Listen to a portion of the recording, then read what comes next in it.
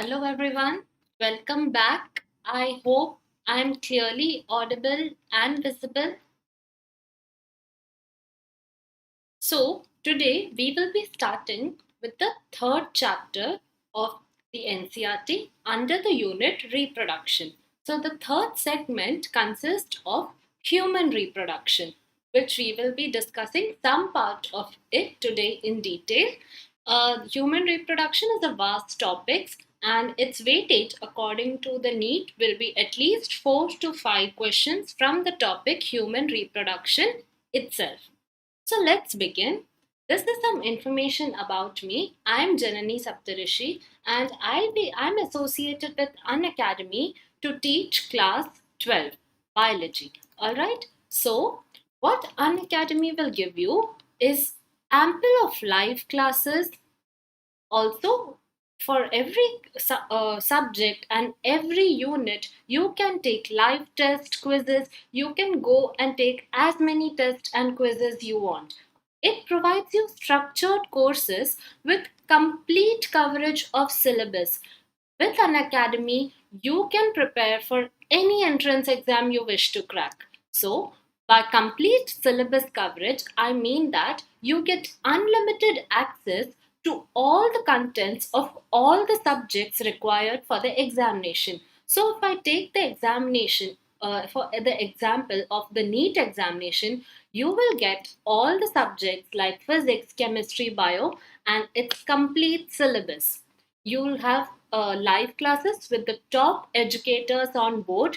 You can choose whichever time you are comfortable with and the educator you are comfortable with, and you can start your preparation. So it offers you a comprehensive syllabus. All you have to do is go to the Play Store, download the Unacademy Learning app. You have to download this app and you have to get its subscription. And once you get the subscription, please go to the Telegram app and you can talk to us by mentioning this URL. This is given in the description box below. So, as soon as you start subscribing, you will see the following fee structures. So I recommend most the 12-month course because for an examination like NEET, you at least need 12 months to prepare, and moreover, it is only of 15,000 rupees for 12 months, which is very much economical. But if you're in your class 12, you can take any of the following crash courses of 1, 3, or 6 months. I'm giving you an additional gift from my side. If you use my code Janani, that is my name, you can avail an extra 10% discount on your course. So let's begin. As I told you, it is Unit 5, Human Reproductive System. Hello Aryan Verma. Hello Mr. KZ. Thank you for joining. And please do like the video, comment your views, comment your doubts. I will make sure to answer and clear everything. And also subscribe the channel and hit the bell icon. Let's begin. So let's start with the introduction of the human reproductive system. So, in this unit, we will be covering both the male and the female reproductive system and how the gametes are formed and everything. So, starting with the characteristics of sexual reproduction. Why we are starting with sexual reproduction is because humans always and always undergo sexual reproduction. All right. So first, let us see what are the. We are looking now at sexual reproduction in a broader perspective. Let us first understand what is sexual reproduction and what are its advantages, and then move towards the human part. So, what happens in sexual reproduction is that the maternal and the paternal gametes fuse together. All right, and there is recombination and variation. We have seen that sexual reproduction causes recombination and variation. We have studied this in chapter 1 also. So, variation is genetically termed as genetic advantage. All right. So what happens is variations lead to evolution, and that is why it is termed as a genetic advantage. All right. So just a moment.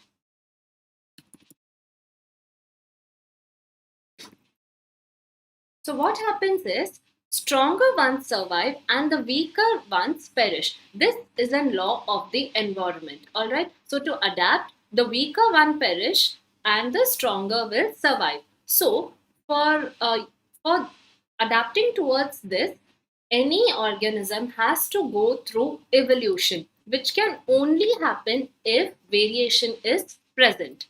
So, what are the characteristics? It is a complex process. Yes, we have discussed that. It is a slow process since it has to undergo many steps more than the asexual one.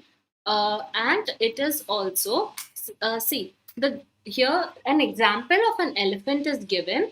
All right, so an elephant complete its reproductive phase, that is from the fertilization till the birth, it is 22 months, which is the highest. All right. So what happens? It takes place only in favorable conditions. There are several factors that will affect the sexual reproduction characteristics. So in sexual reproduction, only a small number of offsprings are produced, unlike the asexual method. A few questions related to this. Variations lead to evolution, reproduction, locomotion, or respiration. The correct answer is evolution, and it is the genetic advantage. Now let us see the reproductive system. So basically, a human reproductive system and also the entire syllabus of this unit consists of male reproductive system, female reproductive system, gametogenesis, menstrual cycle, fertilization, followed by gastrulation, the organogenesis of how the organs are found of the fetus, the placenta formation and how it nourishes the fetus, followed by parturition and lactation. So today in this video, we will be discussing about in complete detail about the male reproductive system, what all organs, parts are involved, and also how it favors the production of male gametes. So, we will discuss all these terms in detail moving forward. So, human reproduction is a form of sexual reproduction resulting in the conception of the child, of a child. So, this is the definition. So, what happens is it typically involves a sexual intercourse between a man and woman. So, human reproduction, the events are gametogenesis, that is the formation of gametes. So, gametogenesis is a common term for both the female and the male. So, when it forms the gametes, the formation of gametes takes place. The term is the gametogenesis, followed by insemination. By that, I mean that when the sperm start entering the female genital tract, followed by the fusion of both the male and the female gamete, which will lead to the formation of zygote, followed by implantation. By implantation, I mean that how the zygote will develop in the uterus and the development of the blastocyst, that is the developed zygote, and how it goes and attaches itself to the uterine wall or the wall of the uterus. Now, moving forward, gestation is a process where the embryonic development takes place, that is, the child starts developing, and parturition means the process of giving birth to the fetus or the child. Starting with the male reproductive system. So, the parts of the male reproduction are scrotum, testes, epididymis, vas deferens, urinary bladder, prostate gland, seminal vesicles, anus, and the penis. So we'll discuss each part in detail. See, first we need to remember that all these sex organs are located in the pelvic region. Fine. And these include a pair of testes along with accessory ducts, glands, and external genitalia. All right. So, what we need to remember is that, see, basically, uh, it is divided into primary sex organ. The primary sex organ is the testes. All right. Now, the secondary sex organs, just a moment.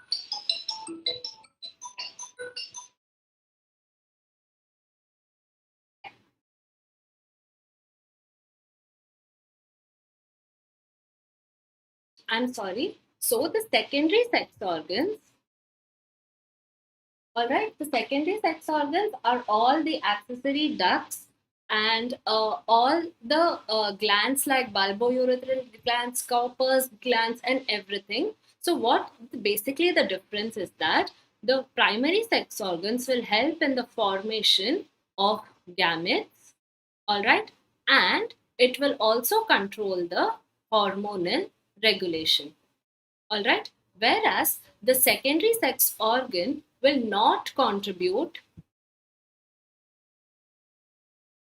towards the process gametogenesis. That is, no gametes are formed in the secondary sex organs. And the examples of secondary sex organs are the prostate, bulbourethral, the Cowper's gland, that is same as the bulbourethral, and also the vas deferens and vas efferens. All right. So this is the basic example between the primary sex organs and the secondary sex organs. So let's begin with the first slide, that is the testes. So testes is a pair of pair, that means it is two testes are present and it is an oval tissue, all right, and it is the primary sex organ which we have seen. So basically this is extra abdominal. So the first thing which we need to remember is that during the fetal development, the testes starts developing in the abdomen itself. All right, it starts its development in the abdomen, but during the 7th month, all right, it will descend and become extra abdominal. All right, so now let us see what is the scrotum. So as I said that testes are extra abdominal. Now these testes are located in an pouch-like structure called the scrotum. Fine. This we can see the pouch-like structure here highlighted in blue. What are the functions of the scrotum? Uh, Before that, let me tell you the functions of the testes. So what happens is that these testes will help in gametogenesis and it will produce gametes, that is the sperms. We'll discuss it in detail. Since we are discussing the function of the scrotum, we need to be familiar with the one of the testes before. So the functions of the scrotum. So basically it is an outer covering, so it prevents it from mechanical injuries, and the very important point is that it will maintain the low temperature. So at least 2 to 2.5 degree low temperature is present in the scrotal sac. So what happens is that it will help in the growth, development, and the maturation of the sperms. All right. So it is important that the temperature is low because all these processes need to be carried out. And it is 34 to 35 degrees Celsius, that is 2 to 2.5 degree lower than the normal internal body temperature.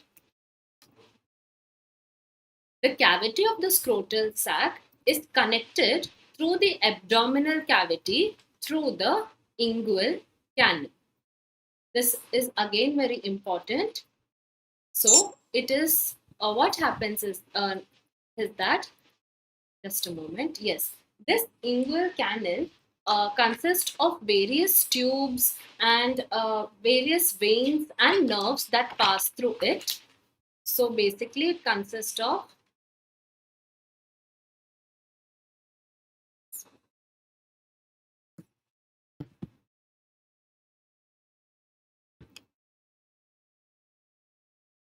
so the inguinal canal, yes, the inguinal canal consists of nerves, connecting tubes, followed by yes, and the blood vessels. So the inguinal canal comprises of all three, and in addition we need to remember that it is the one that will connect it to the abdominal cavity. Now comes the spermatic cord. So the contents in the spermatic cord include arteries, veins, nerves, vas deferens, and the other tissue. So what happens is that it is the spermatic cord that will run from down the abdominal through the inguinal canal in each testes. So this portion here refers to the spermatic cord. All right. Now let us come back again and discuss that how the testes is positioning itself. So a scrotal, see, apart from the scrotal sac, gubernaculum helps the positioning of the testes and the spermatic cord. And also the other two muscle names that you have to remember is that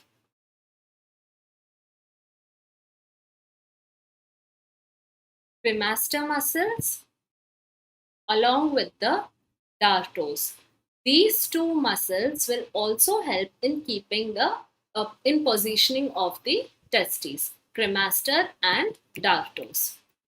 Now, what is the gubernaculum? So basically, gubernaculum is a fibrous cord that will connect the testes with the bottom part of the scrotal sac.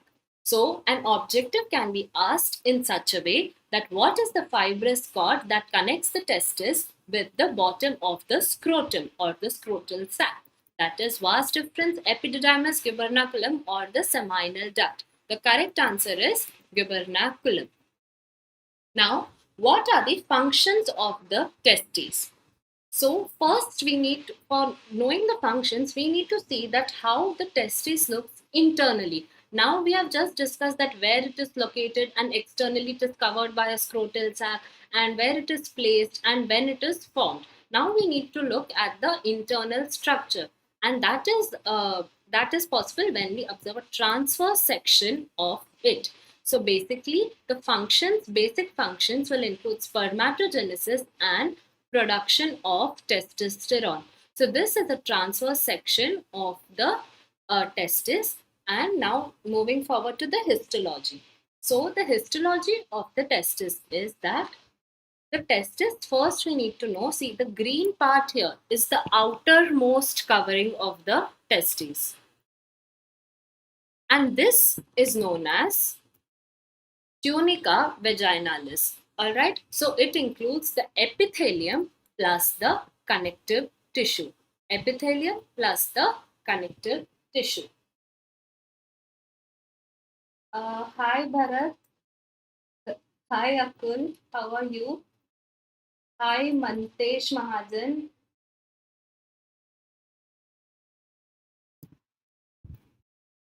Fine.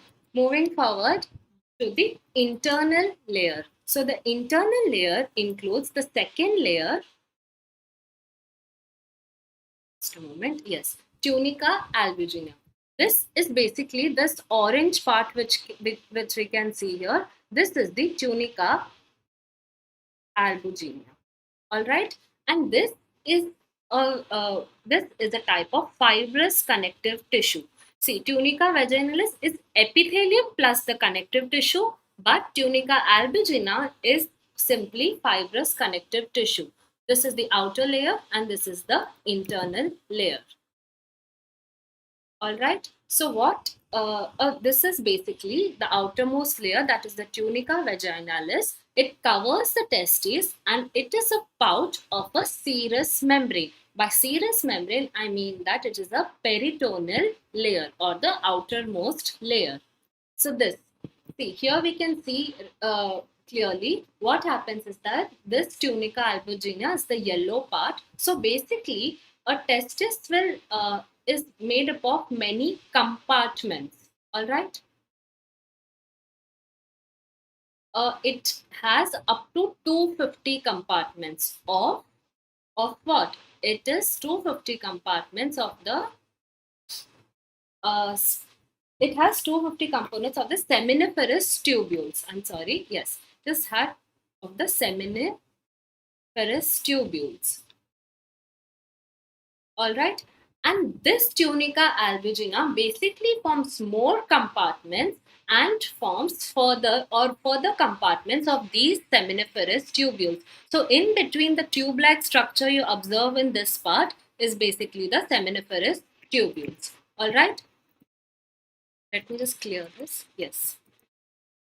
So this is the tunica albuginea. Each testis is enclosed in a fibrous envelope of tunica albuginea, and it extends to inward from the septa that partitions the testi into lobules. So each section here, so this one part is termed as lobule. All right. I hope this is clear. Hi Advika, how are you?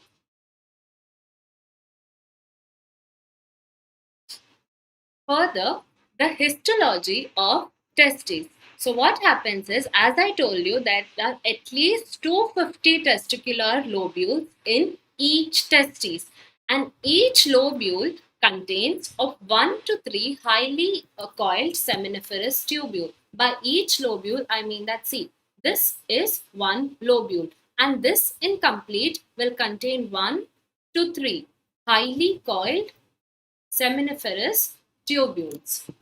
Fine. Moving forward.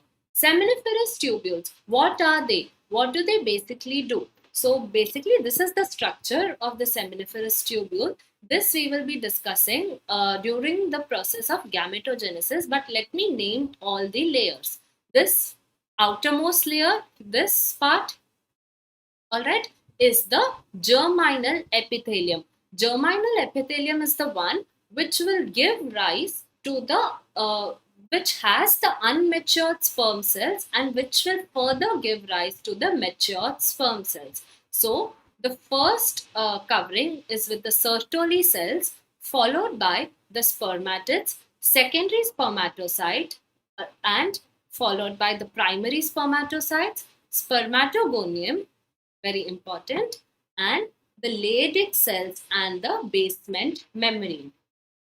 This is a diagram taken from NCERT itself, and it is very important. All these naming is very important. It will be clear as we discuss about it further. Fine. So each seminiferal is lined by the germinal epithelium. We have seen that. So basically, what does germinal epithelium cells? As I said, it contains of the unmature or the undifferentiated male cells known as the spermatogonial mother cells. So the cells which are undifferentiated are termed as spermatogonial mother cell. Fine. Now, it also bears something known as the Sertoli cells. So, these Sertoli cells are also called as the nurse cells. Okay. Why is that called so? Because it will nourish the male gametes. Alright. So, what happens is that these Sertoli cells also secrete something called as AMF. Alright. By that, I refer to the okay. Yes. Yes. By AMF, I mean that the anti-Mullerian factor. So this basically prevents, the AMF will prevent the formation of the oviducts. It will take care that the oviducts are not formed in the male. Alright. And in addition to this, it will also release, just let me change the color also. In addition to AMF, it will also release ABP, that is the androgen binding protein. So I hope the applications or the uses of the Sertoli cells is clear. First, it is the main important point that it is for the nourishment of the cells. That is why it is called as the nurse cell. Followed by, it will secrete the AMF, that is the anti-Mullerian factor, followed by the secretion of the androgen binding protein. Now coming to the spermatogonia. The thing here, so you can see the red part here. This refers to the spermatogonium, this part. Alright. We are now talking about this red region here. Alright. So what is that? The spermatogonia produce the primary spermatocytes. That is the first stage. Alright. And that is produced when the process of meiosis is undergone. And finally, it will lead to the formation of the spermatozoa or the sperms. So this process of the formation of sperms from the primary sporocytes which undergo meiosis and form the spermatozoa is termed as spermatogenesis. Alright, again very important from the NEET and the board point of view. Hi, Arijit Dede, how are you? Now, let us see some more points about the Sertoli cells. As I said that they provide nutrition. Yes, and one more thing is they produce something called as the inhibin. So basically, as I said that testes also control the hormonal factors. So basically the hormonal factor that is produced by the androgen. And from where this is secreted, all the hormones are secreted from the anterior lobe of the pituitary. Alright, so basically it's the FSH and the LH. I hope it is visible here. Just remember, I'll write it down here again. It is the FSH and the LH. Alright, and this is secreted from the anterior lobe of the pituitary. So, it keeps a check by inhibin that there is not, it should not be that the FSH is over secreted. So even over secretion can lead to problem. Therefore, the hormone inhibin is basically an inhibitory hormone that will control the production of FSH, that is follicular stimulating hormone. Now coming to a very interesting point about the interstitial spaces. So what are these interstitial spaces? We saw what is seminiferous tubules, alright? So these tubules are basically placed like compartments. So between these there are empty spaces. Now that is known as interstitial spaces, but these interstitial spaces are filled or contain something known as the Leydig cells. Alright. So what you see here is the Leydig cells. It is not visible here, I think. Let me write it down here. So it contains the Leydig cells. Alright. So what these Leydig cells do is basically they will secrete the hormone known as androgen.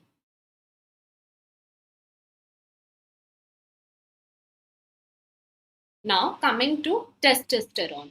Testosterone basically will control and control the development of the secondary sexual characters. and will form the gamete formation, that is the spermatogenesis. So other immunological component are also present. We'll see in detail now. See, this diagram again very important. This is basically a transverse section TS of the testes. A very similar diagram is present in the NCERT almost. Please practice and learn this diagram. So let us start. What all we have seen till now is that we have seen tunica vaginalis, that is the outermost covering, what is shown here in pink. Then we have seen the tunica albuginea, the fibrous connective tissue layer that forms the compartments. All right. Now this compartment is called as the septum.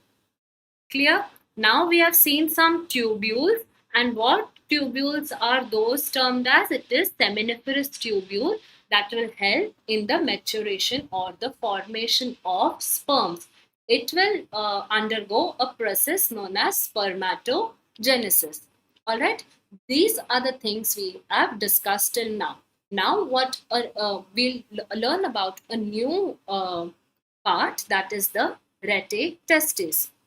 This is a very easy but an important part. So basically, rete testes, by the term itself, it means that the back or the behind side of the testes. So see here, it is a connective mass of connective tissue as the back of the testis.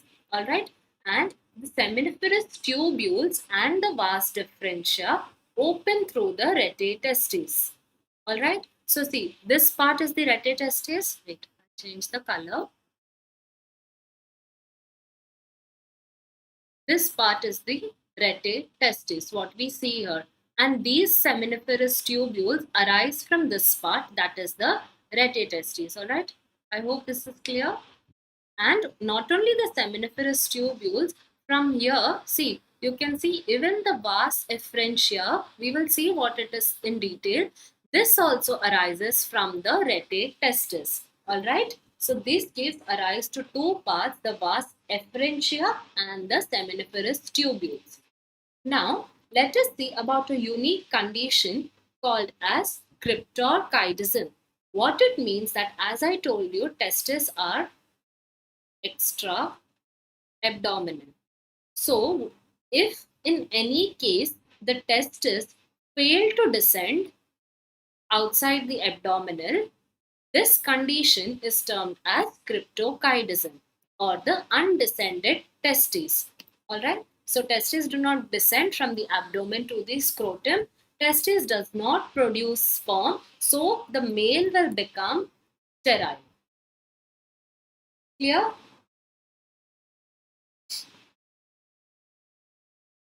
Yes. In each testis, the number of testicular lobules are 350, 420, 250, 500. The correct answer is 250. All right. Moving forward about the vas efferentia. So vas efferentia is basically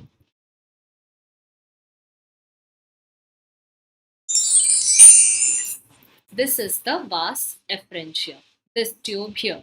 All right, that is arising from the rete testis. All right, these are the vas efferentia. So basically, it is 10 to 12 centimeters.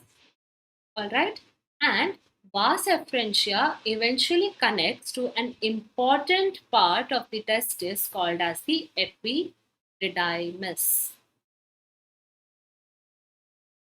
Let us see. It will open into the seminiferous tubule, open into the vas deferentia through the rete testis. So rete testis is basically in between the seminiferous tubules and the vas efferents. All right. So a network of tubules. So see, as you can see, it is basically tube-like structure. These are tube-like structures. So it is termed as the network of tubules carrying the spermatozoa from the seminiferous tubules to the vas efferentia. All right. So here is the vas efferentia, the main part.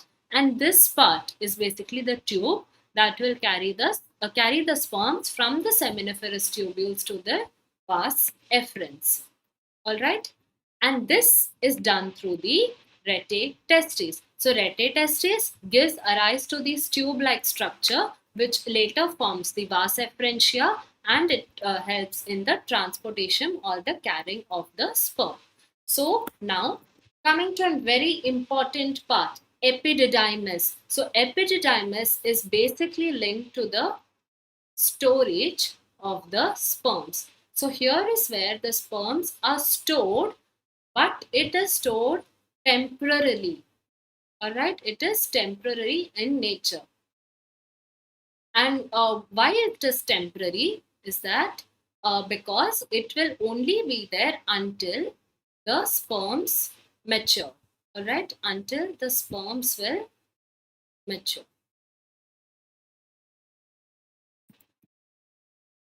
Right. So the vas efferentia leave the testis and open into a narrow, tightly coiled tube on the and epididymis is located along the posterior surface of each testis. All right. See, this part here is the epididymis. It is highly coiled in nature. All right, and it is present in the posterior end. So basically the testis has two sides, the anterior and the posterior sides. Most of these structures like the scrotal, the testicle. So what is the testicle? Scrotal, the testis plus the epididymis in total is called the testicle. All right, and the spermatic cord all are present in the posterior side. Now, what happens is this epididymis, as I told, they store the sperms temporarily, and and uh, and basically they give them time to mature. All right. So the epididymis is differentiated into three layers. The first one is the head of the epididymis, this front part, or also known as the caput, because it forms a cap-like structure. All right. The second layer, that is this marked with the red. All right. This is the body or the corpus of the epididymis. The second part in red marked here. This is the body or the corpus. All right. This is, I've written body here. All right. Now the last part in black is basically the tail or the caudal region. Okay, so this is the tail of the epididymis. So three parts. First is the head or the caput, followed by the body or the corpus, followed by the cord. Now coming to the vas difference. So what happens is that the caput of, it is the caput that will, or the cap part, this part. All right, what will receive the spermatozoa via the vas efferentia of the mediastinum testis. All right, and it is basically the mass of the connective tissue that is present as the back of the testis that encloses the rete testis. This is written about the epididymis. All right. So epididymis, mass of connective tissue present in the posterior side we saw, and it will enclose the rete testis. Now coming to the vas difference. See, here we saw where the vas difference is. It is basically this part. See, this entire part is the vas difference.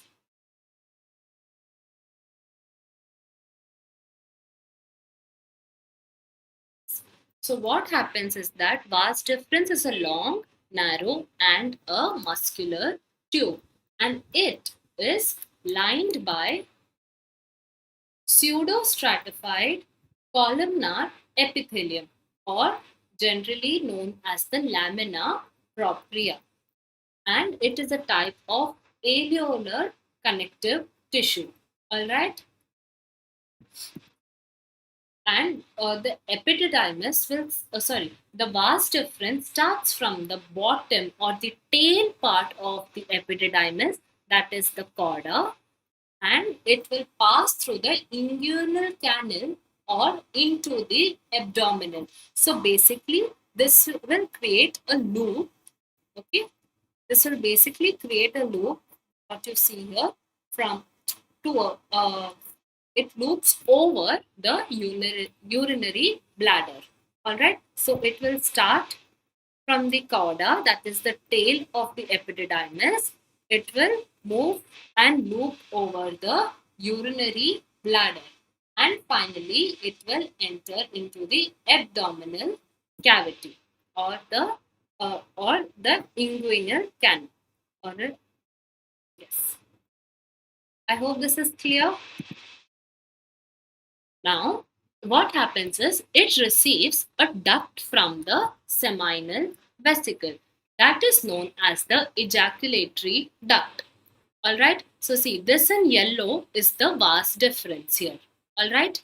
The yellow part. Now, see, it is receiving a duct here which are marked in blue. So, this duct, what it receives is called the ejaculatory duct. What the ejaculatory duct basically So what is basically the ejaculatory duct is that there are two ducts and they converge from the center of the prostate and open into the urethra. So urethra is basically a common passage from where both the sperms as well as the urine flows. But at a time, only one fluid can flow. See, you can see your ejaculatory duct, and this is the prostate gland. And this is the part where it will converge, and these two will form a common duct and will open into the urethra. All right, I hope this part is clear.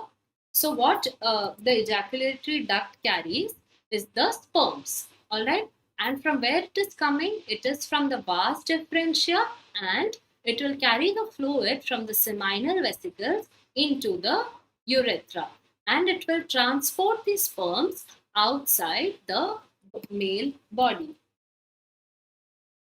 Passage of spermatozoa. So it starts with seminiferous tubules. All right, then seminiferous tubule is basically which will cause the process of spermatogenesis. All right, then the spermatozoa is formed and then they move towards the rete testes, that is the posterior part, and then from the rete testes it will take it to the vas efferentia, and this vas efferentia will take it in a place where the sperms mature. All right, that is the epididymis. This epididymis has three parts: caput, caput, corpus, and the caput, corpus, and the cord. All right, and then it will move towards the vas deferens. All right, which will then later connect or merge with the ejaculatory duct and will form a common passage called as urethra. And this urethra will help for the passage of the sperms through the vagina of the female. So, the epididymis is located on anterior surface, posterior surface, vertical, ventral to the testis, dorsal to the testis. Ventral and dorsal cannot be, we have studied only two parts of the surface. The transverse section will always contain, okay, so the transverse section consists of the anterior and the posterior section. And epididymis and everything, the vas deferens, rete testis, everything is in the posterior surface of the testis. Now, moving forward,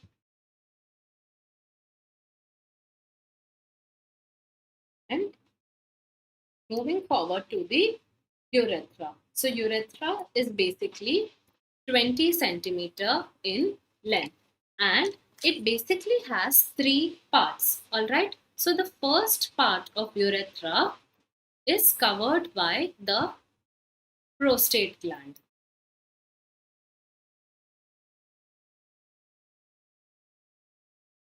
All right, this is the first part. Now, what happens to the second part? The second part is situated behind the pubic symphysis. Alright? And the third part is basically the longest part, termed as the penile urethra. Alright? So these are the three parts that you have to remember. The first part covered with the prostate gland, second part behind the pubic symphysis, and the third and the longest part, that is penile urethra. So this is how the portion marked in black is the part of the urethra. So urethra is basically shared by two systems, that is the reproductive and the urinary system. So it originates from the urinary bladder and it will pass through the external part, that is the external part of the reproductive system, that is the penis, and it will open outside in an external opening called the urethral meatus. Alright, all these 3 points is very important. Now, what forms the external main genitalia? So external male genitalia is made up of penis along with the scrotum or the scrotal sac. So what is the penis? So basically penis is the copulatory organ synonymous to synonymous to vagina of the female. So it is extra abdominal, that is why it is termed as the external genitalia part, and it is the penis that serves as the common part between the urinary duct and also an intraminate organ that will transfer the spermatozoa into the female reproductive organ. Hi Vaishnavi Rajput, how are you? So basically, as we discussed, the penis is made up of 3 columns of tissue. Alright, so the first 2 columns that we'll discuss is marked in black and it is called the Corpus Cavernosa. So this basically the entire structure of the penis is covered with tunica albuginea. Alright, and now we will be discussing about Corpus Cavernosum. Alright, now this is paired. Basically, see, you can see 2 part 1 and 2 here.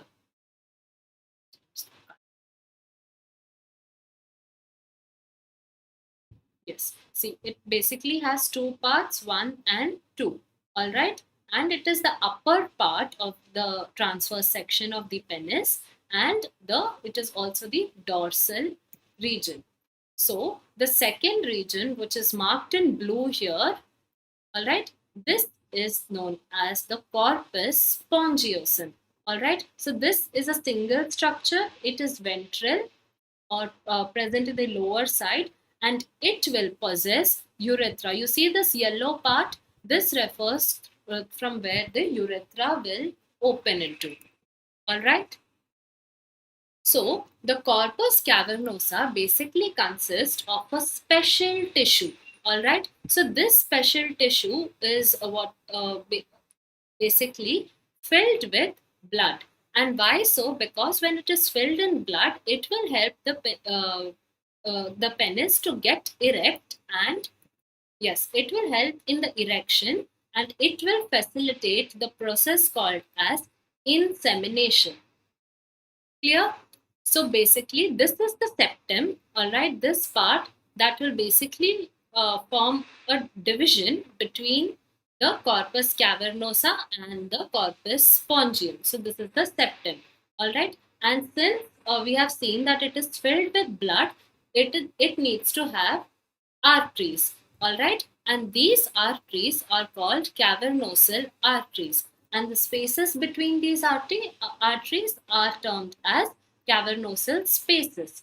And what you see, these structures like the coiled structures here are known as the trabeculae.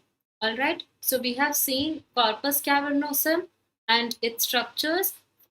then septum, then the corpus spongiosum, from where the urethra will come out. All right. Yes. Again, all the structures is given. We have seen what is the seminal vesicle. We'll discuss now about all the glands. We know what is the urinary bladder that stores the urine. Now coming to the external genitalia, we have seen what is corpus cavernosum, corpus spongiosum, glans penis. We need to study this ahead. We have seen what is the testicle. In that, we have studied about the epididymis, where the sperm is stored, the rete testes, the vas efferents, and we have also studied the vas deferens that will connect from the testis to the over the urinary bladder to the abdomen. All right, and we have also studied the common passage, that is the urethra. Now, the glans penis. So, glans penis is basically the tip of the penis or the corpus spongiosum that is enlarged, and it forms a bulb-like structure. Alright, it is nothing very difficult. It is basically the tip.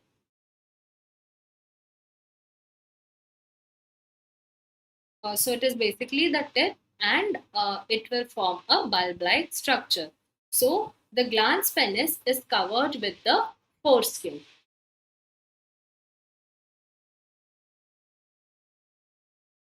All right. So, basically, the male accessory glands will consist of seminal vesicle, prostate gland will have these three glands: seminal vesicle, prostate gland, and the Corpus gland. This is what that will form the accessory glands.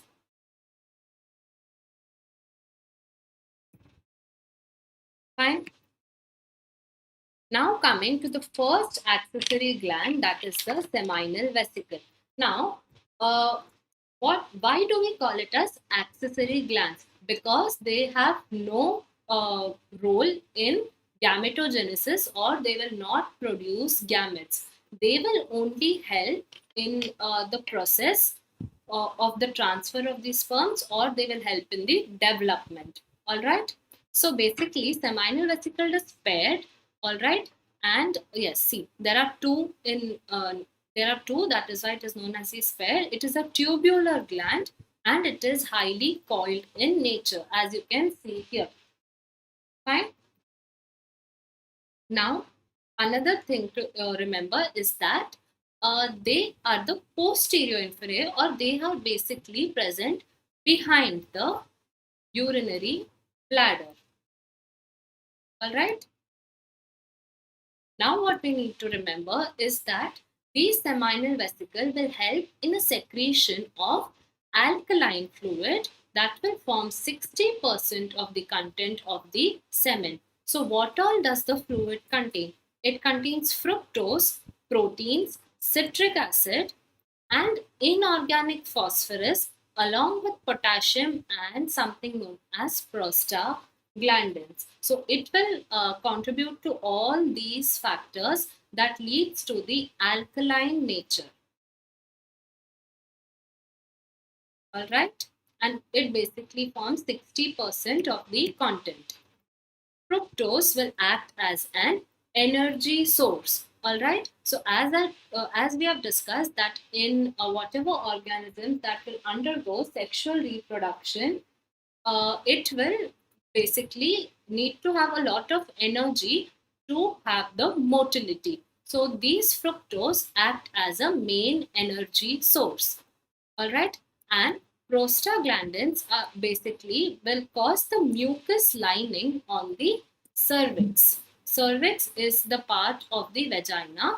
All right. So what happens is that the vagina is highly acidic. So this prostaglandin will cause a mucus lining, so that these are not destroyed by it, and as well as it will aid the movement of the sperms. So the sperms are the one which are motile, and it will move towards the ovum with something known as peristaltic contractions. All right, which will be done with the help of the uterus and the fallopian tubes. Hi Ayushi, how are you?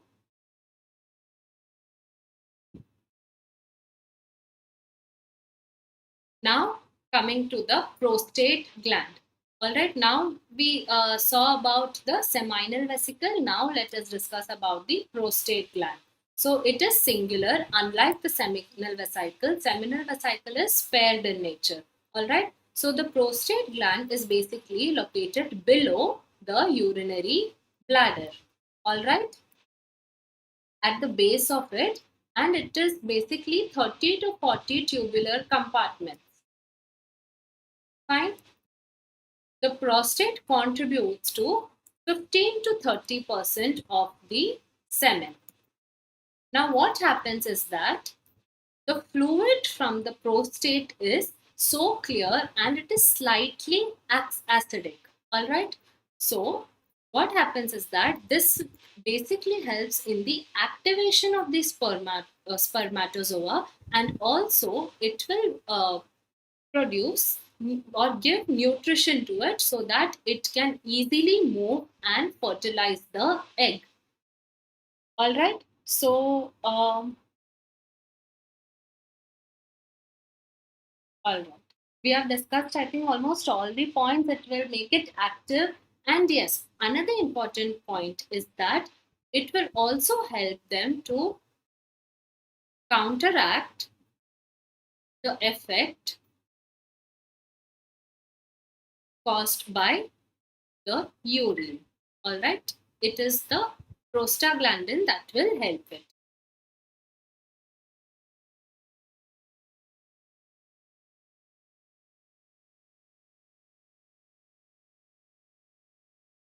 Okay, so in a day, millions of sperms are made. We will come to that point later in detail. All right. So what happens is that below the prostate gland and in the beginning of the portion comes the bulbourethral, commonly known as the Cowper's gland. So basically, it is a pea-sized gland. All right. And what is the function is that it will secrete an alkaline fluid. The secretion will lubricate the urethra and it will act as a lubricating or a flushing agent. So this is basically a lubricating agent. All right. And what it will do is it will wash away the acidic urinary residues present in the urethra before the ejaculation.